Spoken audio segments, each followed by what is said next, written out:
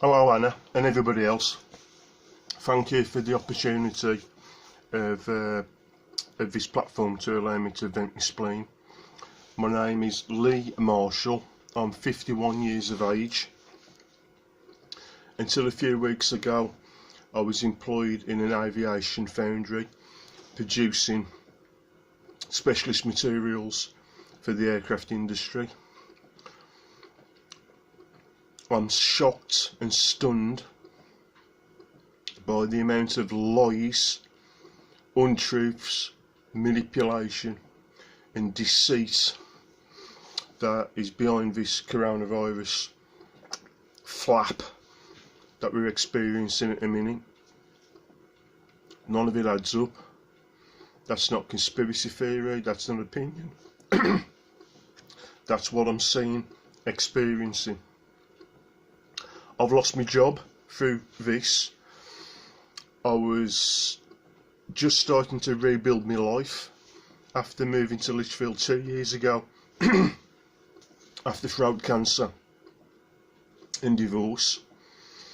I was keeping my head above water, paying my bills, looking to the future, being optimistic, paying pension, and just getting on through life as I always have done as a grafter. And I've had it robbed from me. And robbed is the correct word, because there's no need for this. The lies are staggering. And in a place like Litchfield, I understand why people believe it. It's because many people are fat, dumb and happy. They've earned good money through professional level salaries all through their life. They've paid the mortgages off. They've got good pensions. Life don't really touch them. Not really. And I'm still living in that era of Churchill, where politicians were fine, upstanding pillars of the community who put their head above the parapet to represent people who hadn't got a voice for the common good. And we know that's gone. But these people are living in a bubble. They're believing everything they're told. I don't. Why? Experts. Well, experts said if you're a pregnant woman, get thalidomide injected into you. Experts said, who were far more qualified than I ever would be in marine architecture, that Titanic couldn't sink. Okay. I don't believe experts, and all a professional is somebody who gets paid for doing something. Nothing adds up with what I'm seeing. There is now dead piling up in refrigerated wagons outside crematoriums who can't get through the workload. There is now dead and dying filling up the hospitals and spilling out into the field hospitals called the Nightingale hospitals. We know how they're fiddling the figures. Basically, most people are test positive if you've had a cold, flu, pneumonia. So if you die because you get run down by a car or fall down the stairs and break your neck, you can add to the figures, it makes it look more plausible. We know that genuine people who've contracted COVID-19, because I do believe it's real, but genuine cases who've contracted the COVID-19 virus, people who have otherwise been fit, strong and healthy with no comorbidities, and who've died of this because they can't breathe, is in the hundreds. I can't prove this, it's just basically what I'm being told from sources I can trust other than the mainstream media. Put that into perspective, 6,500 people committed suicide last year. Over 600 drowned. 50,000 or so died of seasonal winter flu, as they do most years. Because as long as I've remembered, cold winters finish people off, especially old people, them sick. My nan was in a nursing home. She died in 2018, 2 years ago. And long before we'd even heard the word, well, most people had heard the word COVID or Corona. And when she was in the nursing home for a few years before she died, there was always some old soul who popped the clogs because of flu, because they get the flu, because these places that harbours for germs, and they're at the end of their lives. They're in the 70s, 80s, they've got cancers, they've got all kinds of problems, their immune systems are weak, they're basically there to die. Care homes aren't called God's waiting room for nothing. I don't believe what I'm being told about the masks. Again, the experts say that the masks do not impede the flow of oxygen to you. Well, why the racing engines have no air filters then? Or free flow filters. It's to get more oxygen into the engine to mix with the fuel to get more power. A filter restricts the flow of oxygen. Simple test: put a mask on, run up a flight of stairs or two, or get to the gym and do some bench pressing like I do with your mask on. First thing you do when you're finished, rip the mask off so you can breathe properly. There's your proof.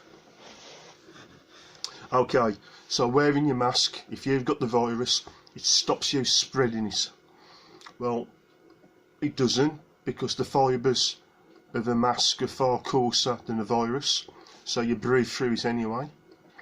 The reason your spectacles steam up when you've got your mask on is because your breath is blowing up around the mask. That's the air that doesn't actually get pushed through the material, but gets pushed around the outside. And exactly the same with breathing it in. It serves no purpose. It is an obedience muzzle. We're being conditioned to accept things that our parents and grandparents would have gone onto the battlefields and got shot to fight against, and we're tolerating it. We're believing it. We're buying it up line and sinker. And I believe, at the start, it was plausible. I grew up in a place near Willenhall in the West Midlands, and in the 1800s, long before my time, there was a cholera epidemic, and there were so many people dying that they couldn't actually, they hadn't got enough places to bury them, so they had to dig a mass burial site, a mass grave, to throw the corpses in. That place called Doctor's Peace, near where the Morrisons is now. So yeah, pandemics and epidemics do happen occasionally. There is no reason to disbelieve this. But what it's turned into, I think you've got to be especially foolish, ignorant, naive and gullible to go along with what it's turned into. Forget about conspiracy theories. Look what's happening. Look, open your eyes and see. What you're being told does not tally up with what's going on. And you're a fool if you think it does. I was planning for my future. I was getting somewhere in life. I've had it ripped away from me. I was lucky to get a job last week. It's working for an agency. The wages don't cover me outgoings. And when I say outgoings, I don't mean gallivanting off to the pub and having meals and drinking and spending money on clothes and socialising and wasting money on holidays and flash cars. I'm talking about meeting me rent, me food, me utilities. My rent don't cover that, and I ain't the only one. I've lost a good job because of this. I've lost my future. My pension's gone up in smoke. I can't pay a pension on what my new employer's paying me. And I've done my best in life. It's not as if I'm a bum or a dosser who's never tried. I've educated myself. I've put my head above the parapet in all kinds of ways to try and achieve something in life. I'm only a working class bloke, blue collar, but I've done my best to keep my nose clean and to go through life causing the least amount of bother to anybody. And to have this done, it makes me savage. And I might be a big built bloke, I might have a brusque manner, but I'm not aggressive. But this has made me savage of what this has done to my life, and I ain't the only one. And people really, really need to snap out of this and wake up, because otherwise we're sunk, absolutely sunk, and it'll be too late this time next year. When furlough ends in a few weeks' time, or a month's time, or whatever it is, and people start filling the old queues up more than what they are now, and wages start going down even more for the jobs that exist, this country's sunk. Other people are. I believe it's a precursor, what's happening, to usher in all kinds of new control methods, which you can see. We're going down the path of a police state, where the police can control gatherings and all the rest of it, with people just going about their own business. And none of this would make any difference, none of it, if it was real, if this was to save one human life, because a human life is worth infinitely more than material things and money and comfort. But it's a lie, and it's a lie using fear and manipulation, and fear is the devil's favourite emotion. Fear is what keeps the flock of sheep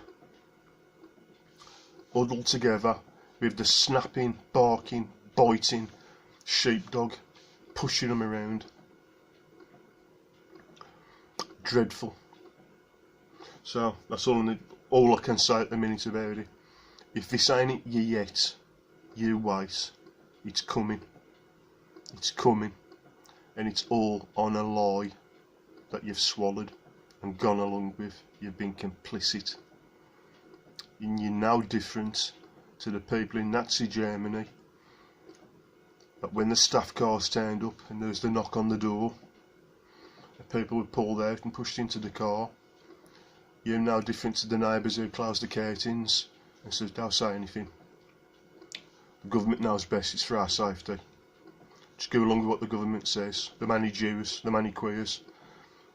Take that while bother us. Take no notice, pretend it ain't happening. Just go along with what we're told. You know better than them people. If you ain't going along with this. I ain't got the answer. But this is terrifying. Terrifying. Snap out of it.